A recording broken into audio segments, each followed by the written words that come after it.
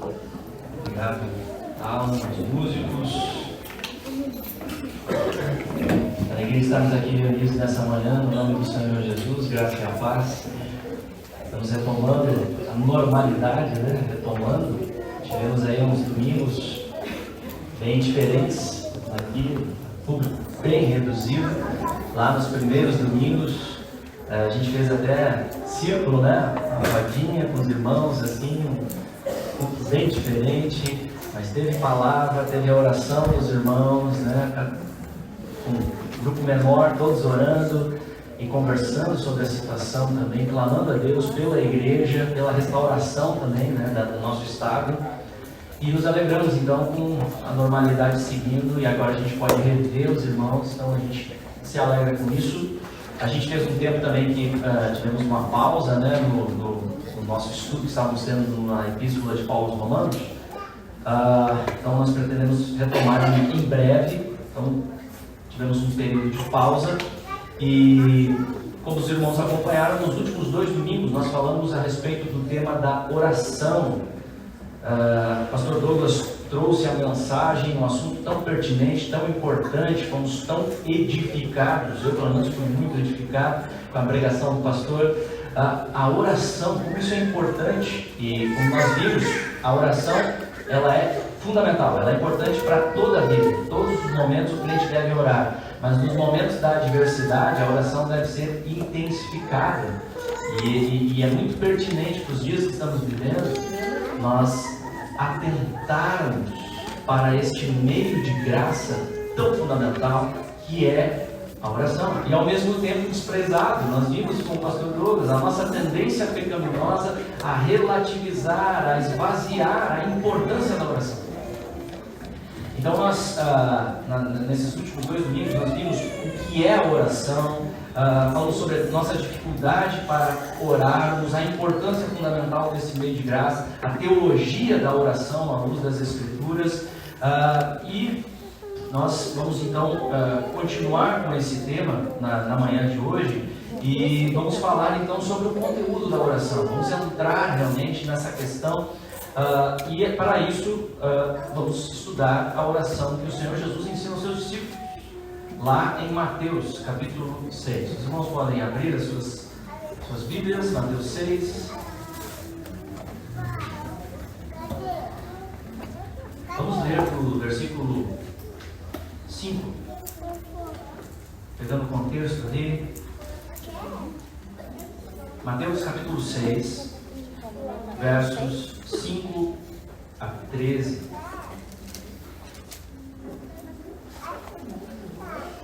A palavra de Deus diz assim: E quando orardes, não sereis como os hipócritas, porque gostam de orar em pé nas sinagogas e nos cantos das praças, para serem vistos dos homens.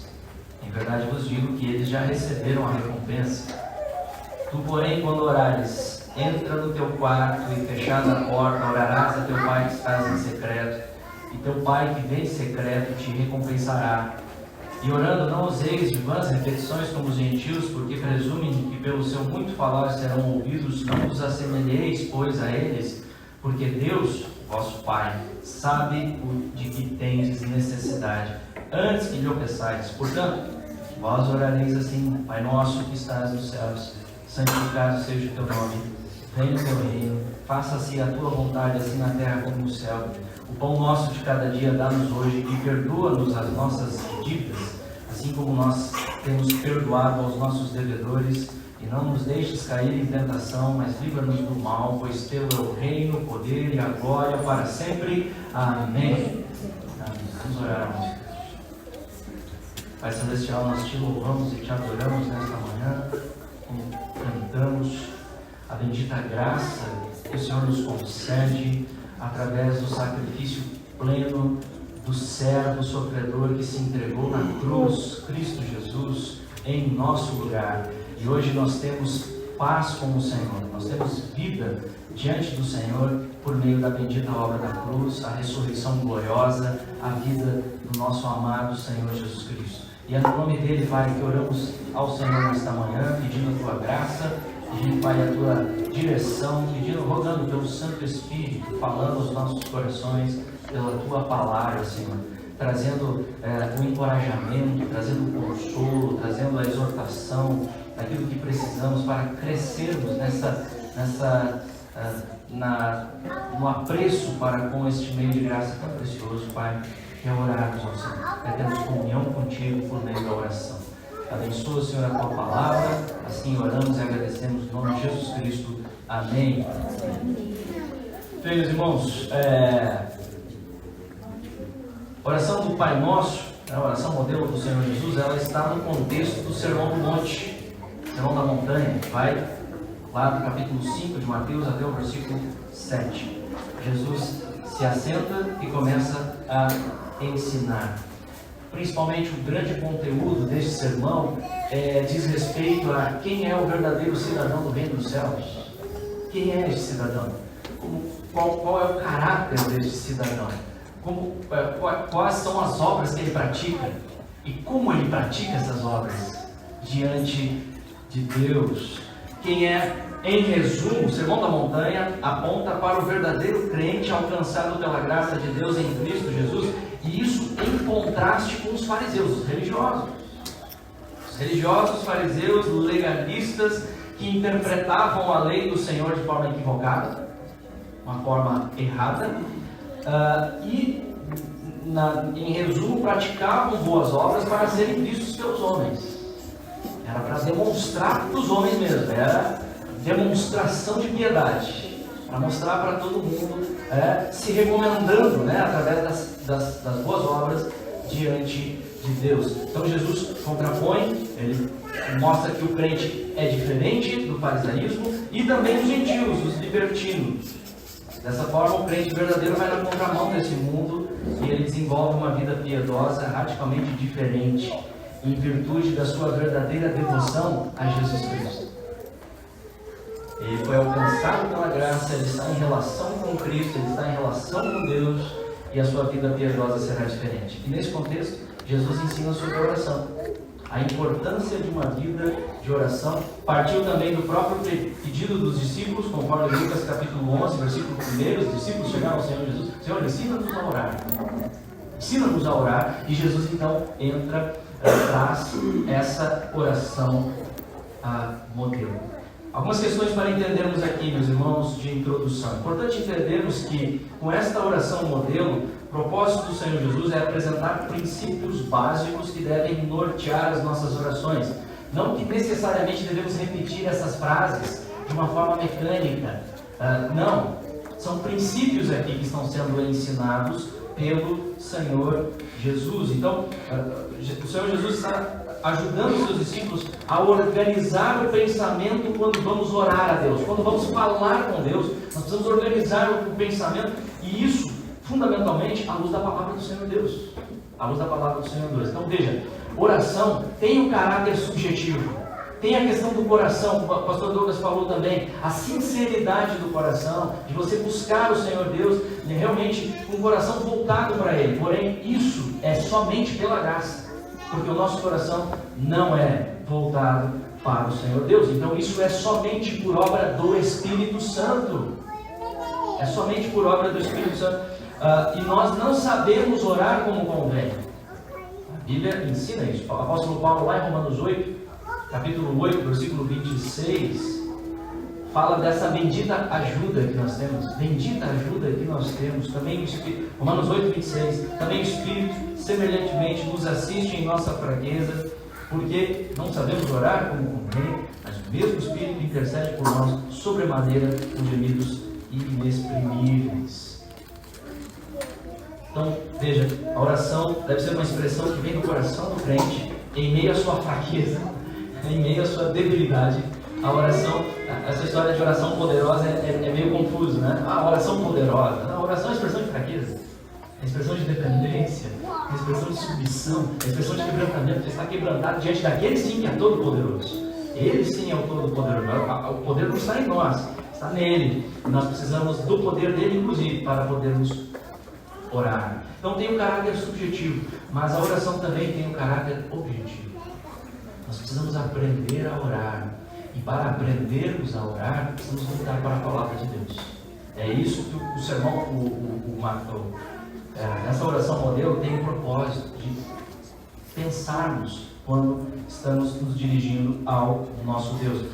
Outros textos também que nos ajudam em oração são Salmos estão ali repletos de orações. E ali são as mais variadas emoções, as dificuldades, as angústias, beirando ao desespero. Você percebe salmistas ali beirando ao desespero, mas levando tudo isso diante de Deus, não murmurando com o vizinho.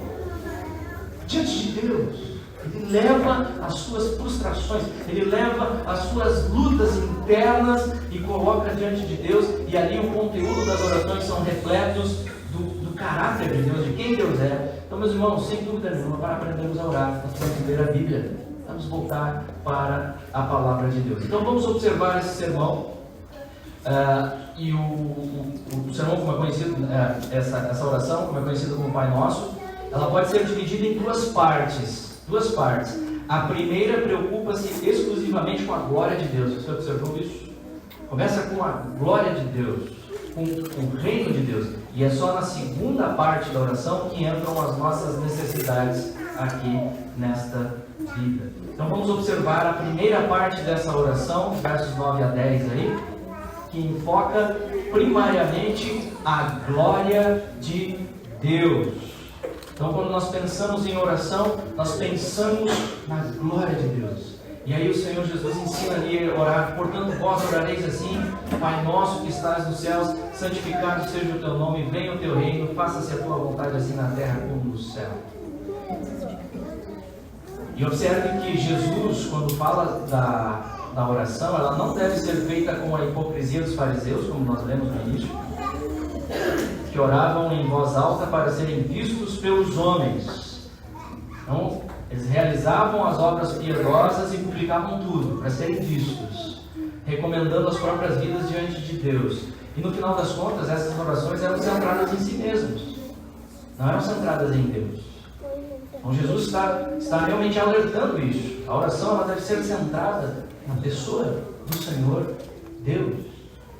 E ele diz também, a outra questão interessante é que a oração ela não deve ser irrefletida como os gentios. Ele diz: não useis de vãs repetições. Isso não quer dizer que a gente não vai repetir o conteúdo de nossas orações. Tem petições que a gente continua pedindo. Não é errado isso, né? Nós repetimos as orações, nós temos exemplos disso acontecendo nas Escrituras. A questão aqui é repetir sem pensar, como se fosse um mantra. É isso que Jesus está dizendo que não deve ser feito. É uma oração mecânica. Você repete as frases, mas você nem sabe o que você está falando. Então é isso que Jesus está falando. Não façam assim. Pensem, que vocês possam refletir sobre aquilo que vocês estão orando. Então, tomando esses cuidados, Jesus ensina aqui a começarmos orando focados na glória de Deus, ao Deus glorioso, o Criador de todas as coisas. As nossas orações devem ser dirigidas a Ele com humildade. E Jesus ensina a começarmos invocando a Deus como nosso Pai. Nosso Pai que estás nos céus. Então, a primeira coisa que nós devemos entender aqui: a quem é direcionado o privilégio de se dirigir ao Deus Criador de todas as coisas, que reina absoluto? A quem é direcionado o privilégio de se dirigir a Ele como Pai? A todas as pessoas indistintamente? Todas? Não. Aos filhos. Quem são os filhos de Deus? Quem são os verdadeiros filhos de Deus? Os que creem no Senhor Jesus Cristo. A exclusividade de Cristo. Uma doutrina não muito popular nos nossos dias, né? Todos os caminhos levam a Deus, todas as religiões são boas, no final das contas, né, todo mundo é indistintamente filho de Deus. É uma verdade que parece bonita, né, de ser dita, porém ela não é bíblica. Ela não é bíblica. E filhos de Deus são realmente aqueles que se rendem ao Senhor Jesus Cristo, aquele que veio revelar plenamente Deus a nós. Jesus mesmo disse lá em João 14,6: eu sou o caminho, a verdade e a vida, ninguém vem ao Pai a não ser por mim. Então, após a queda em Adão, todos nascem neste mundo como filhos da ira, não filhos do Pai, filhos da ira. Sim, criaturas de Deus, debaixo também da graça comum de Deus, mas pelo próprio pecado como filhos da ira. Porém, conforme o Evangelho do Senhor Jesus, o verdadeiro Filho de Deus veio a este mundo, viveu uma vida perfeita, sem pecar, a vida que você não consegue viver, eu não consigo viver. Jesus cumpriu a lei em nosso lugar, toda a demanda, toda a exigência da justiça, Jesus cumpriu. E ele então vive essa vida perfeita, ele é o Cordeiro sem pecado nenhum. E ele então se entrega no madeiro para pagar a nossa culpa. Para termos acesso a Deus, é necessário sacrifício, é necessário morte, porque o salário do pecado é a morte. E Jesus então paga essa pena lá na cruz do Calvário. O acesso é desimpedido, nós temos acesso agora, nós temos comunhão agora com Deus, por meio do bendito sacrifício de Cristo na cruz do Calvário, que verteu o seu sangue para nos purificar de todos os pecados e nos levar a Deus. Temos acesso a Deus por meio da bendita obra da cruz. Jesus recebeu a ira em nosso lugar. Nós temos aprendido isso no estudo da Epístola de Paulo aos Romanos. Justificados pela fé. O Evangelho de João também diz, João 1, capítulo 1, versículo 12, mas a todos quantos o receberam, ou seja, receberam Jesus nas suas vidas, deu-lhes o poder, Deus, aqui falando do próprio Deus, deu-lhes o poder de serem feitos filhos de Deus, a saber aos que creem no seu nome. Pense nisso, meu irmão, minha irmã, você que crê em Jesus hoje. Você tem meditado sobre o privilégio que você tem sobre a sua vida, ao se direcionar, ao falar, ao pensar sobre Deus como seu Pai. Pense, quem é você para se dirigir diante desse Deus glorioso? Nós não temos o direito nem de mencionar palavras a Ele, diante da santidade, da altíssima majestade.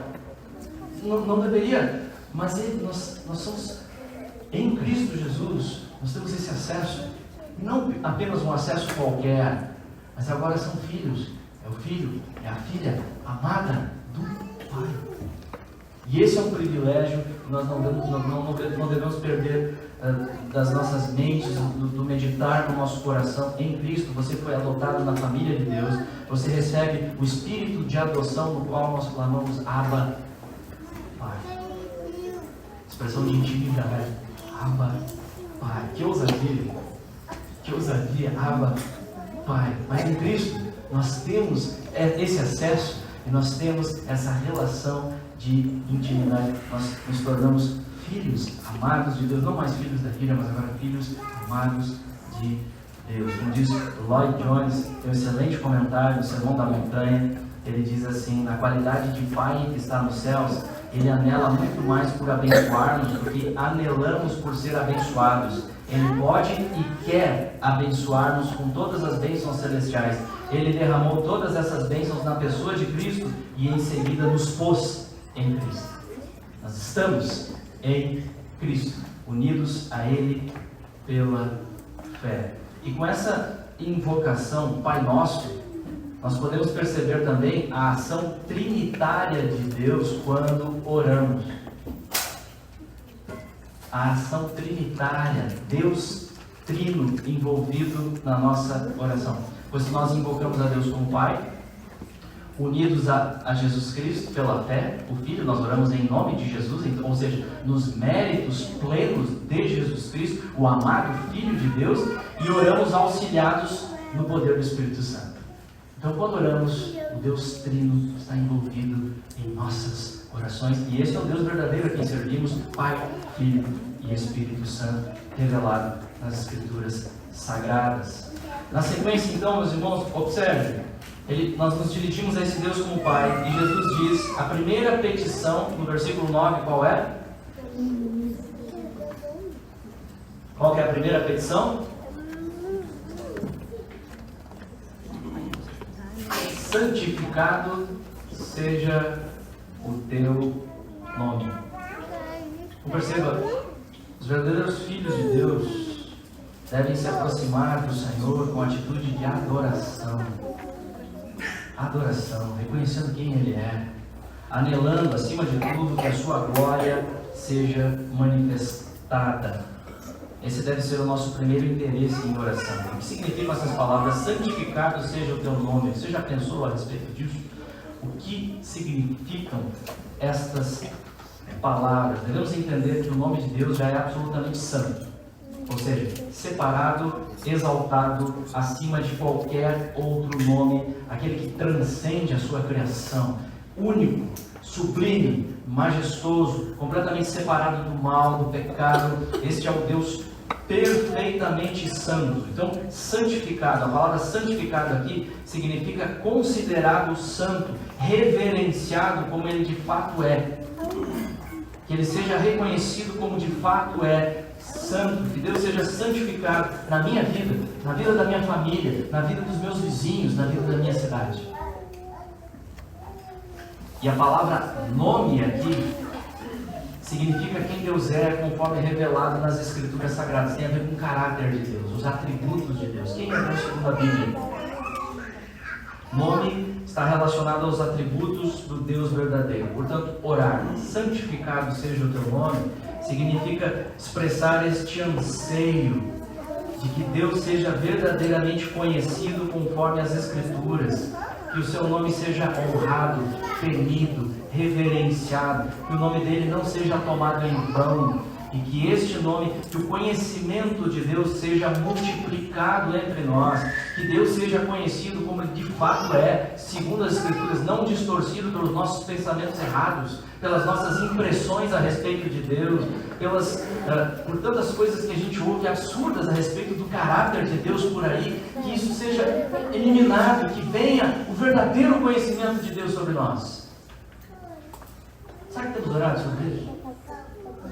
Será que esse é o anseio dos nossos corações? Meus irmãos, Jesus está falando dos verdadeiros filhos de Deus. Qual tem sido o maior conteúdo de suas orações? Que o nome do Senhor Deus seja santificado em todas as circunstâncias. Nesse momento que estamos vivendo, um momento terrível, que realmente as pessoas precisam ser socorridas. Mas será que temos orado? Santificado seja o teu nome.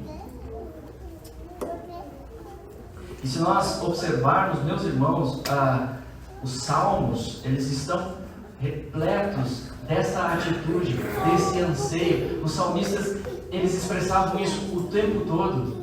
Que o nome de Deus seja exaltado, que o nome de Deus seja glorificado. Alguns exemplos aqui para nós absorvermos aqui o espírito dessa oração, o espírito dessa petição. Por exemplo, Salmo 66. Você pode abrir aí comigo, Salmo 66, não temos o projetor. Fica aqui o desafio, para os irmãos estarem folheando mais a Bíblia, que é um barulhinho que eu gosto muito. A gente tem usado pouco, as Bíblias, hoje em dia tudo no celular. Ok, não tem problema, pode usar o celular, sai do WhatsApp e fica na Bíblia, que seja a Bíblia agora, seja as Escrituras. Mas é muito bom o barulhinho de Bíblia sendo folhado. Salmo 66. Salmo 66.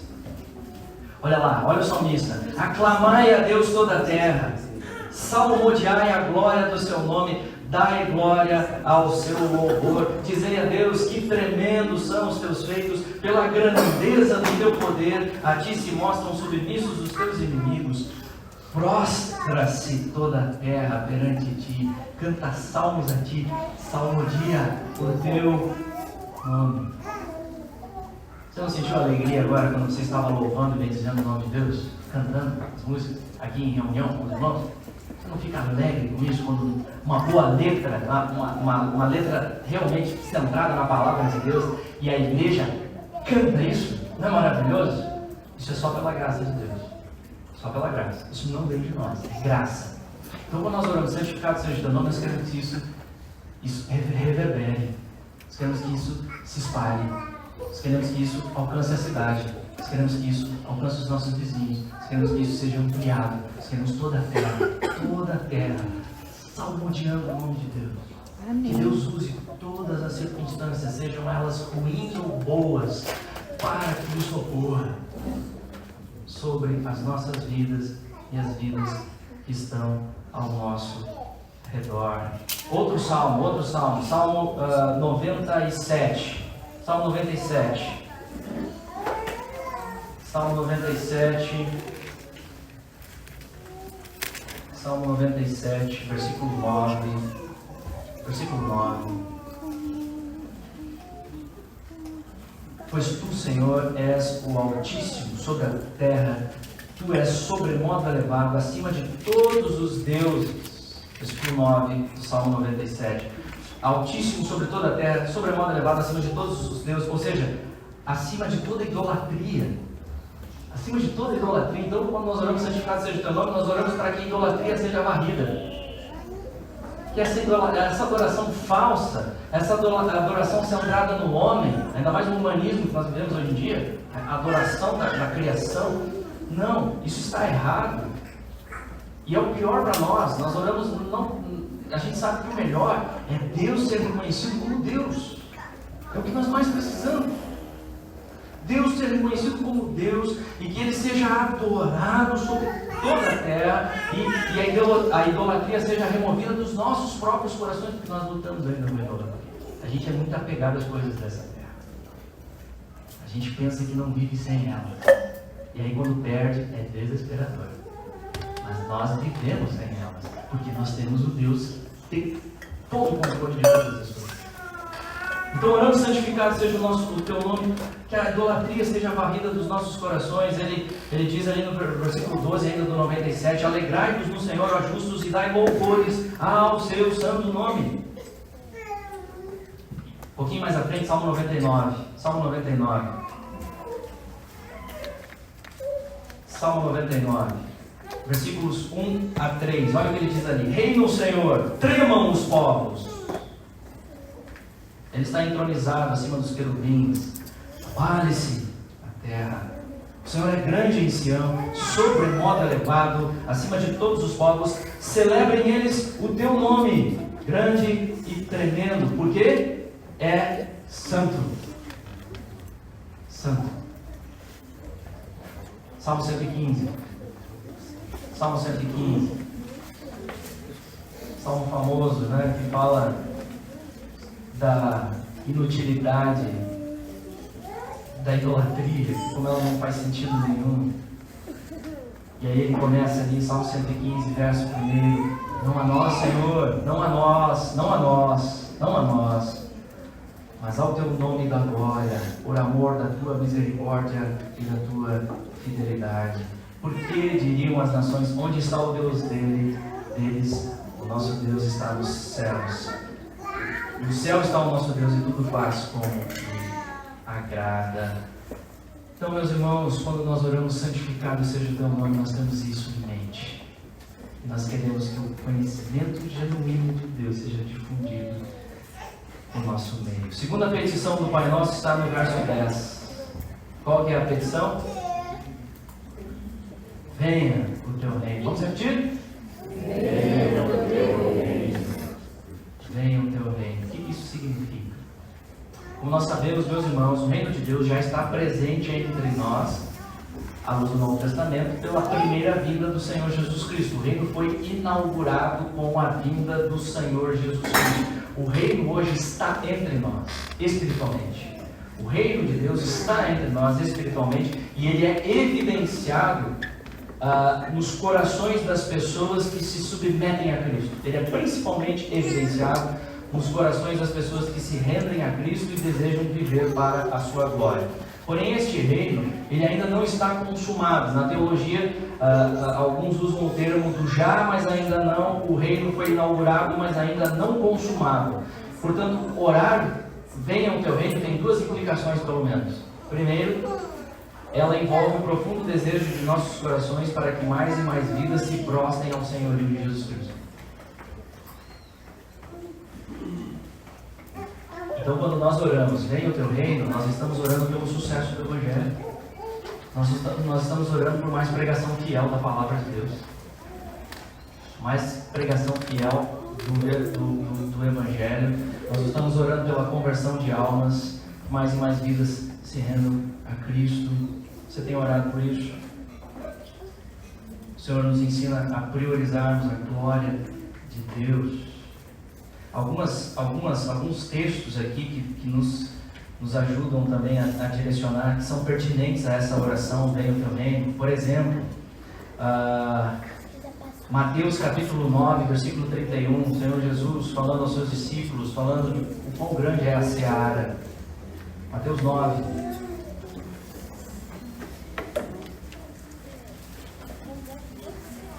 Mateus 9, versículo 31.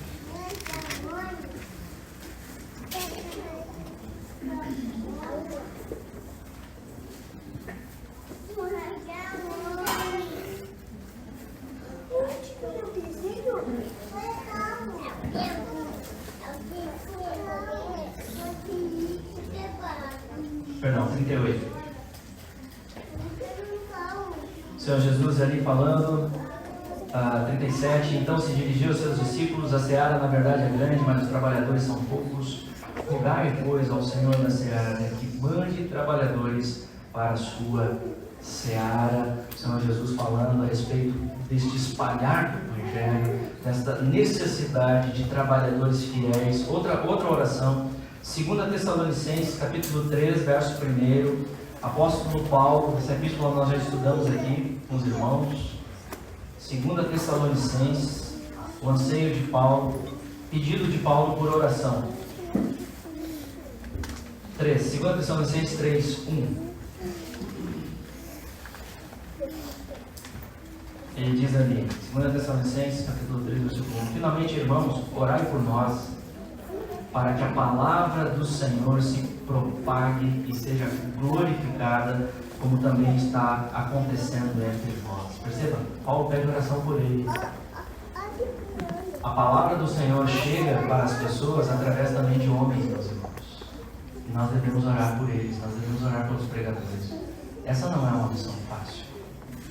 E ninguém é capaz, na sua própria força, de fazer a palavra do Senhor ser propagada. Por isso nós precisamos orar pelos nossos pregadores.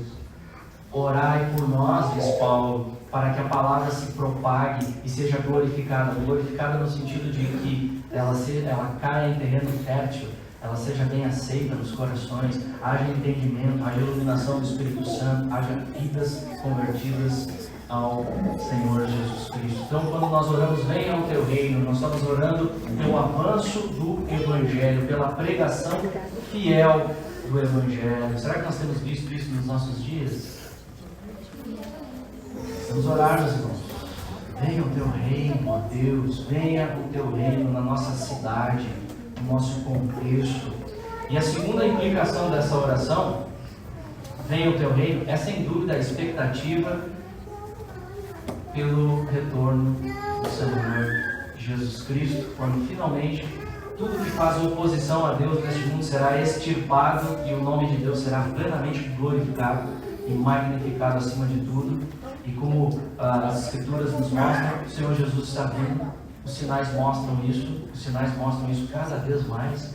Jesus falou lá no princípio das dores, nós temos falado sobre isso nos últimos dias, o princípio das dores, terremotos, guerras, rumores de guerras. E esses sinais, eles intensificam, eles ganham intensidade nos nossos anos.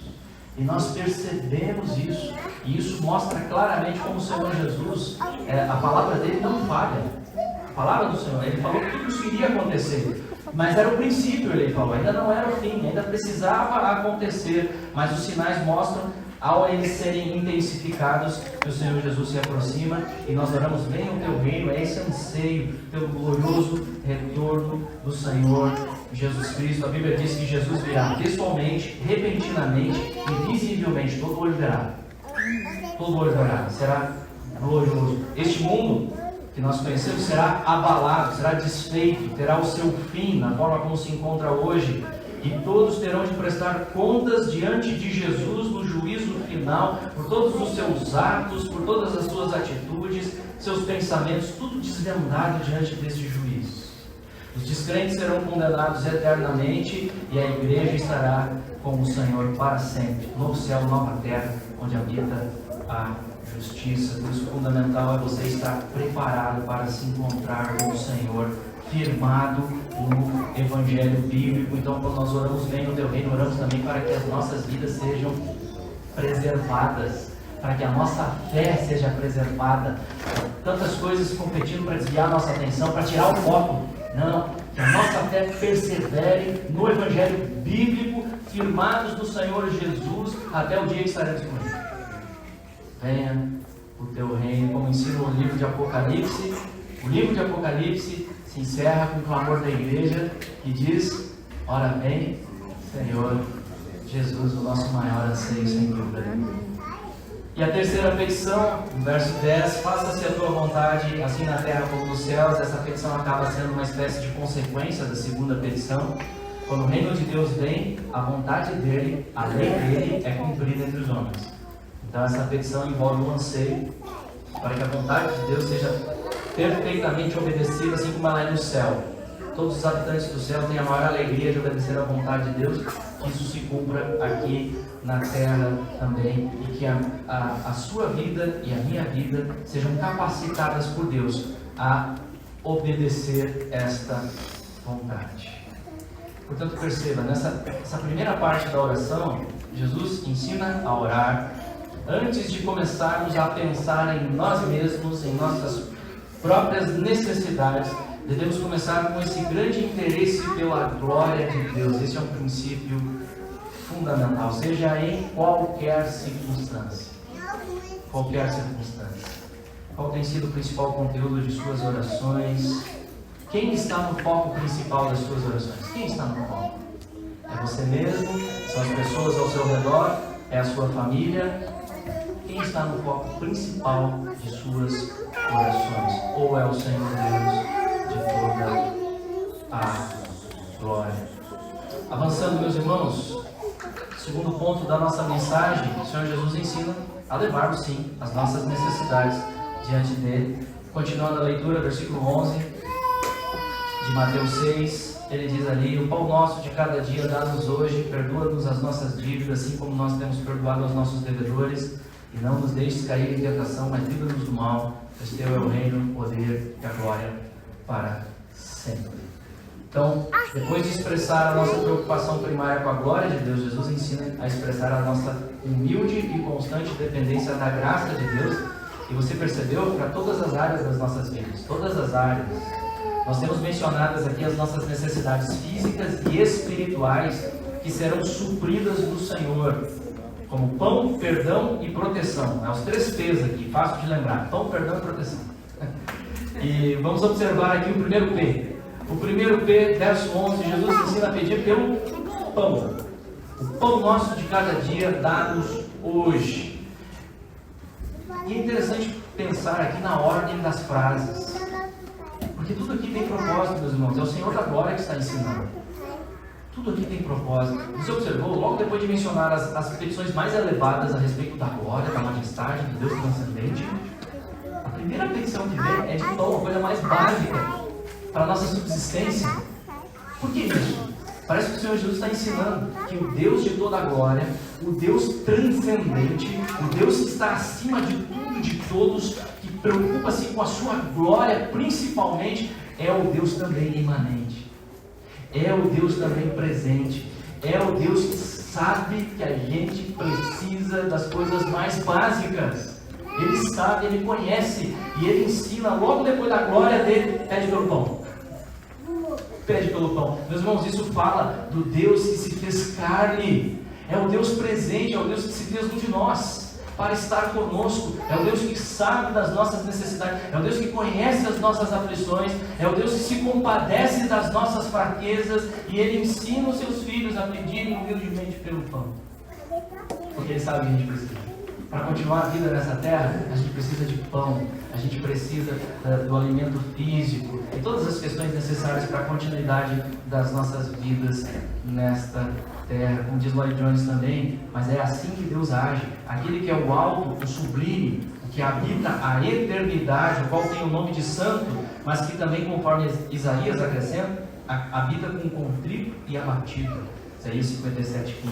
Esse é o milagre da redenção. Esse é o sentido mesmo da encarnação, a qual nos ensina que o Senhor Jesus Cristo, o único mediador entre Deus e os homens, cuida de nós aqui na terra, ligando-nos como o todo-poderoso Deus da glória, o reino de Deus e o meu pão diário. E dessa forma nós aprendemos então a orar, a pedir pelo pão. E aqui, penso que nós podemos destacar pelo menos 4 aspectos aqui a respeito dessa oração. Primeiro, implica em contentamento. Jesus ensina a pedir pelo pão e não pelo pudim. Não pelo filé-mignon, que é o além. O pudim, a sobremesa, pode vir também. E quantas vezes nós temos provado o pudim? Na verdade, tem irmãs aqui que fazem pudim divino. Já provei. E é maravilhoso. O pudim pode vir, mas não é garantido. E nós nos esquecemos muitas vezes que o pudim é o extra, é o além. Jesus ensina a pedir pelo pão e nós recebemos até o pudim.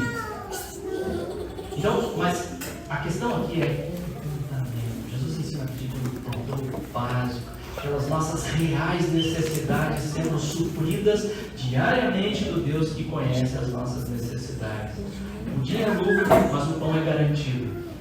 A ideia do pão aqui é tudo que é necessário para a continuidade da nossa vida neste mundo, pelo tempo que Deus quiser. Enquanto temos missão nessa terra, Deus vai nos suprir.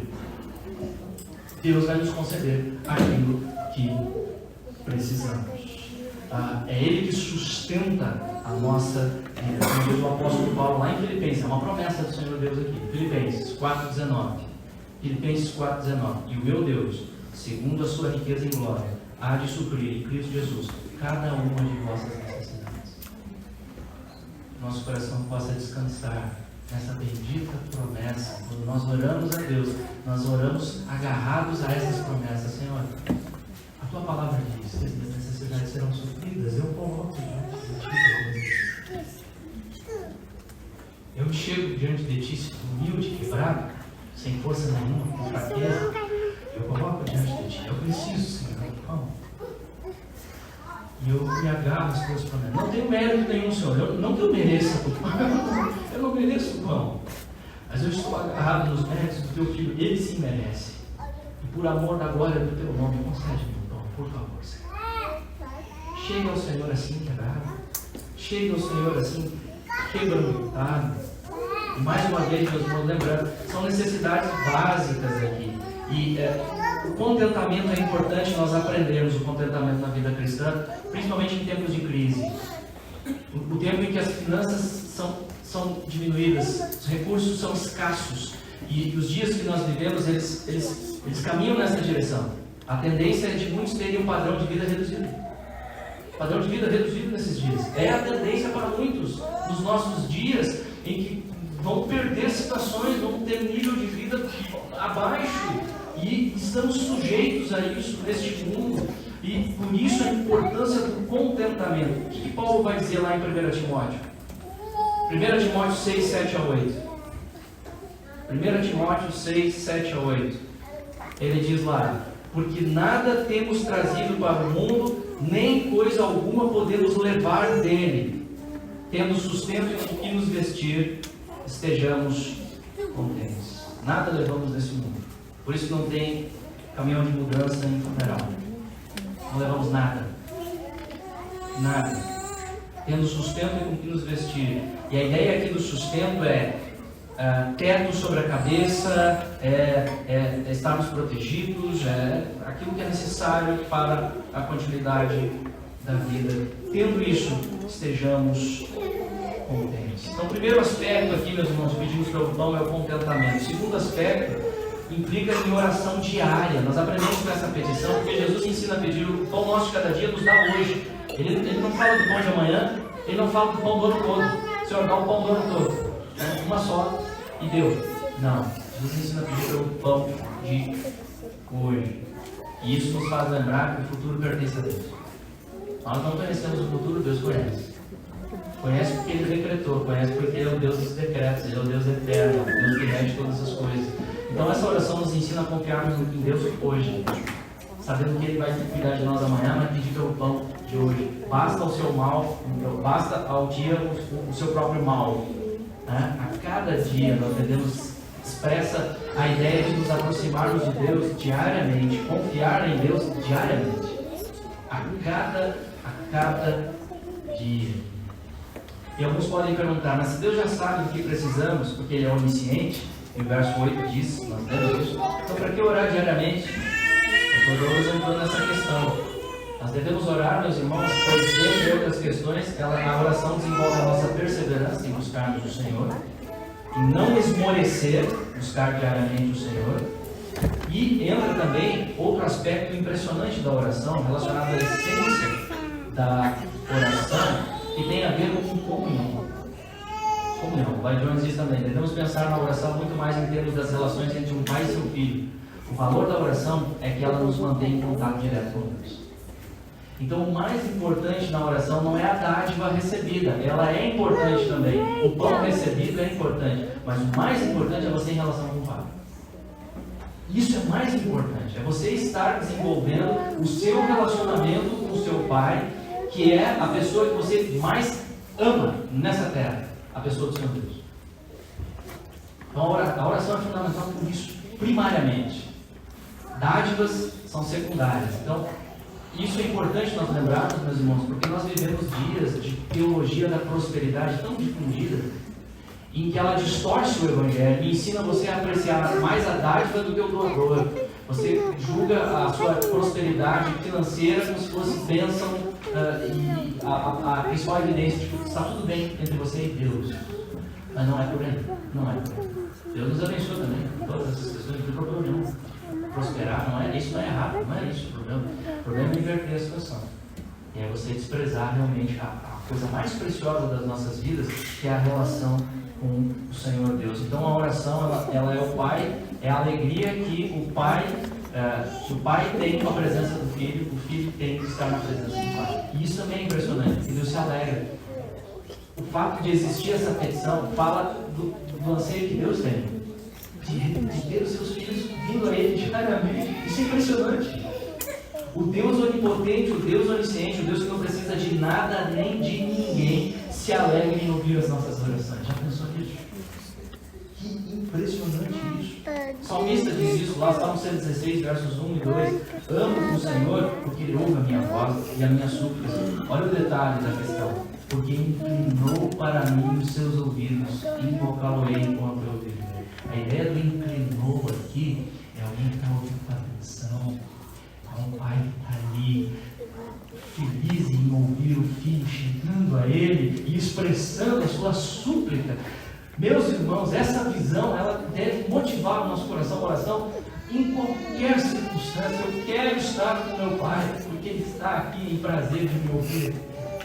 Invocá-lo-ei enquanto eu viver. Então, contentamento, segundo aspecto da petição, oração diária, comunhão com o Pai. Terceiro aspecto, lembremos, claro, meus irmãos, pedir pelo pão não implica em preguiça. Não é orar e deitar no sofá e vai cair tudo do céu. Não, envolve trabalho, sem dúvida nenhuma, envolve trabalho, né? E o trabalho é graça de Deus. Então aqueles que podem, aqueles que têm condições, aqueles que têm condições de buscar um trabalho para sustento, devem procurar isso. 2 Tessalonicenses, capítulo 3, versículo 10, o apóstolo Paulo disse: se alguém não quer trabalhar, também não coma. Então, a oração envolve, inclusive nós oramos por isso também, né? Saúde, força, trabalho, e que Deus nos... O pedir o pão envolve isso, inclusive. Pedir pelo nosso emprego, pedir pela capacitação profissional, pedir pelos nossos estudos, pedir pelo desenvolvimento de nossas carreiras, tudo isso está aqui no pedido do pão. Deus providencie os caminhos para que eu possa obter esse recurso. E o Pai está atento. O Pai está atento às nossas orações. Não pare de orar por esse pão. E por fim, o quarto aspecto aqui, pedir pelo pão, meus irmãos, envolve, olha o que Jesus diz, o pão nosso. Não é o pão meu. Pão nosso. Nós oramos pensando nos nossos irmãos também. Nós oramos pensando nas necessidades uns dos outros também. E isso é ser igreja, nós estarmos atentos às necessidades uns dos outros, nós estarmos orando pelos irmãos, nós estarmos, na medida que Deus também vai me capacitando a ter mais recursos, estar auxiliando, estar ajudando aqueles que precisam, estar atentos a essa questão. E quando nós oramos, Senhor, dá para o meu irmão, Senhor, dá para o meu irmão está precisando de trabalho, Senhor, dá para ele, ó Deus. Ora pelo nome específico dele, dá trabalho para o meu irmão. Ó Deus, o que eu posso ajudar ao meu irmão? orar pelas necessidades, nós devemos estar atentos como corpo, que o corpo seja bem amparado, seja bem sustentado, e isso envolve o cuidado mútuo de todos, todo o corpo, toda a igreja participando desse cuidado mútuo. E oremos então: Pai nosso, dá-nos o pão nosso de cada dia. A segunda petição de nossas necessidades: perdoa-nos as nossas dívidas, assim como nós temos perdoado aos nossos devedores. Assim como o pão é indispensável para a saúde do corpo, o perdão é indispensável para a saúde da nossa alma. Porque nós somos pecadores. Então o perdão é fundamental, e Jesus nos ensina a pedir o perdão. O termo dívidas aqui não diz respeito às finanças, mas é no sentido espiritual. A nossa dívida diante de Deus, em relação aos nossos pecados, é impagável. A transgressão da lei de Deus, e nesse sentido, pelos nossos pecados, nós somos devedores, merecedores da punição de Deus, pois todo pecado, em última instância, é contra Deus, ofende a Deus, ofende a santidade de Deus. Essa dívida nós não podemos pagar diante da santidade infinita de Deus. Por isso, a única solução é se humilhar diante do Senhor e suplicar pelas suas misericórdias, suplicar pelo perdão de Deus. E esse perdão de Deus existe somente em Jesus Cristo, porque Ele morreu na cruz para pagar pelos nossos pecados, e assim nós temos a preciosidade maravilhosa do perdão para as nossas consciências tão culpadas, tão pesadas, tão castigadas pelos nossos próprios pecados e culpas. Há perdão, meus. Maravilha isso. Há perdão para qualquer pecado. Não há pecado que não possa ser perdoado quando você se aproxima desse Cristo bendito que morreu por pecador. Ele não veio para os sãos, ele veio para os doentes, ele veio para os doentes, ele veio para os piores mesmo, ele veio para os pecadores, os miseráveis que nada merecem. E estes, quando dobram os seus joelhos, os publicanos e as prostitutas, quando dobram os seus joelhos diante deste Deus, são perdoados. Ele não veio para aqueles que se acham certinhos. Ele não veio para os religiosos, os que pensam que podem se aproximar de Deus por si mesmos, recomendando suas próprias obras diante de Deus. Não veio para eles. Ele veio para os quebrados. E esses quebrados são quebrados pela própria graça do Senhor Deus. Nós temos perdão. Agora, esse pedido aqui nós podemos entender, tem mais a ver com o processo de santificação. É um crente orando continuamente pelo perdão. Então tem a ver com uma confissão de pecados contínua no processo de santificação. Pecados específicos que você lembra, você confessa isso rapidamente. Porque isso, o crente não perde salvação, mas ele perde comunhão, ele perde a alegria de estar na presença de Deus. E os pecados, eles nos enganam, meus irmãos. Você vai cedendo aqui, vai cedendo ali, vai cedendo aqui, vai cedendo ali. Quando vê, você já está longe, você já não sente mais falta de estar no culto, você já não tem mais alegria nenhuma de estar na comunhão. O pecado vem, e aí você pensa que é forte, já pensa, não, isso aqui eu vou me livrar sozinho, quando você já está numa bola de neve. Então, o pecado, você teve consciência, lembrou, o Senhor trouxe a você, olha o que você fez aqui no trânsito, olha o que você fez com a sua esposa, olha o que você fez com o seu esposo. Teve a consciência, confessa rapidamente para o Senhor. Fala, Senhor, né? Separa, para tudo, fala, Senhor, me perdoa. Confessa diante de Deus, né? Se tem que retratar com alguém, procura retratar. 1 João, capítulo 1, versículo 9, se confessarmos os nossos pecados, Ele é fiel e justo para nos perdoar os pecados, nos purificar de toda a injustiça. E a expressão na continuidade, assim como nós temos perdoado aos nossos devedores, devemos entender a sentença na ordem correta. Não é que você deve perdoar os outros para então receber o perdão de Deus. Porque isso é legalismo. Jesus nunca ensinou legalismo. Jesus nunca pregou o legalismo. A ordem certa é: se você já foi perdoado por Deus, ou seja, foi salvo pela graça, pela fé em Jesus, está desfrutando da certeza do perdão na sua vida, a evidência disso é que você se torna disposto a perdoar os outros, a não reter mágoa, a não reter frustração, a não reter espírito vingativo, porque você já entendeu que o tamanho da sua ofensa é muito maior diante de Deus. O perdão que você recebeu é muito maior do que a ofensa que você recebe dos outros. Então, quando você está entendendo a graça, a sua atitude em relação ao outro muda. E isso só pela graça, meus irmãos, porque a nossa tendência é ofensa, retaliação. Ofensa, esse aqui eu não ando mais. Esse aqui não, já vira a cara, já trata de um jeito diferente. Já tem tratamento diferente ali. E aí já está aquela magoazinha. aquela mazelinha, está aquela coisa, e isso vai nos afastando uns dos outros, isso vai nos afastando da família, essa capacidade incrível que nós temos de reter mágoa. Corações propensos a reter mágoa. Nós precisamos da graça de Deus para perdoar, para realmente perdoar o outro com a graça de Deus. Não é fácil, mas Deus conosco nos ajuda. Deus conosco nos ajuda a perdoar-nos uns aos outros, porque no final das contas a mágoa não faz mal também para nós mesmos, né? No final das contas é você que está sofrendo, a pessoa nem lembra mais o que aconteceu, mas você não consegue mais não parar de pensar naquela coisa. O rancor, ele é destrutivo, que Deus nos livre disso. Como diz John Stott, quando os nossos olhos são abertos para vermos a enormidade da nossa ofensa cometida contra Deus, as injúrias dos outros contra nós parecem comparativamente muitíssimo insignificantes. E veja, não estou falando de coisa pouca aqui, realmente nós sofremos abusos e situações difíceis na vida, coisas dificílimas. Mas quando nós começamos a entender a graça de Deus, nós começamos a entender a importância do perdão, a disposição de perdoarmos uns aos outros. Se você tem dificuldade, tem dúvidas sobre isso, por favor, venha conversar comigo, venha conversar com o pastor Bruno. Esse é um assunto bem pertinente também, para estarmos tratando, lidando uns com os outros e ouvindo uns aos outros, porque cada caso é um caso, temos dificuldades bem particulares, bem peculiares. Então venha conversar conosco. Terceira e última petição aqui, o terceiro P, o P de proteção. Não nos deixe cair em tentação, mas livra-nos do mal. A palavra mal pode ser traduzida aqui como maligno. Livra-nos do maligno, indicando aqui a ação maligna, diabólica, que procura tentar o cristão constantemente a fim de fazê-lo cair em pecado, se afastar de Deus, se esfriar em relação às coisas de Deus, perder toda a alegria em servir a Deus com alegria, em servir a Deus com disposição e obediência. Então essa petição aqui, ela pressupõe o anseio do crente em manter a sua comunhão plena com Deus. Livra-nos do mal, não nos deixe cair em tentação, porque o pecado esfria a nossa comunhão. O pecado esfria o nosso desejo por obedecermos a palavra de Deus. Então, quando nós oramos, livra-nos do mal, nós estamos orando para que a nossa comunhão com o Pai não seja afetada, que a nossa comunhão com o Pai não seja esfriada pelos nossos pecados. Oramos também para que o Senhor sustente a nossa fé diante da tribulação e da perseguição. Dias terríveis, dias difíceis. Ó Deus, sustenta a minha fé, não me deixa cair em tentação.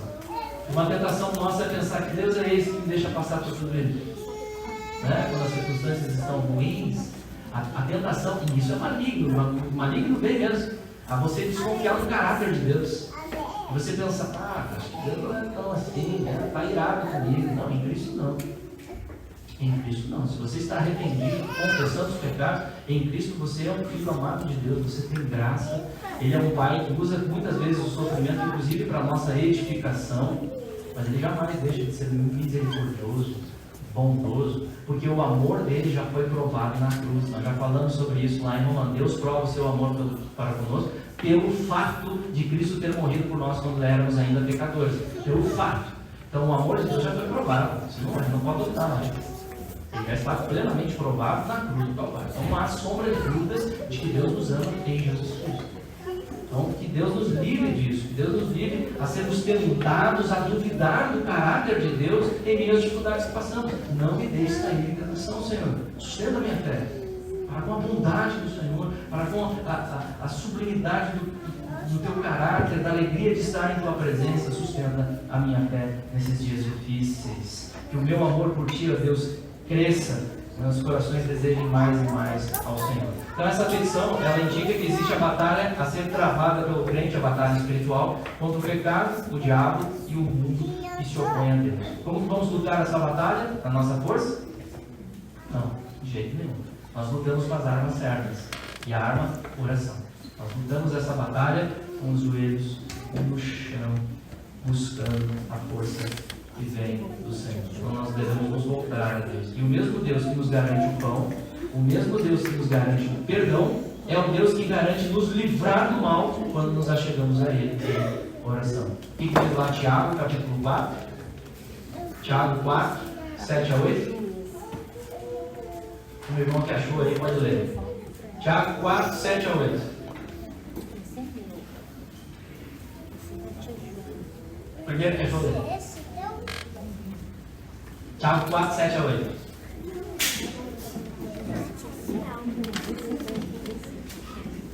Misericórdia.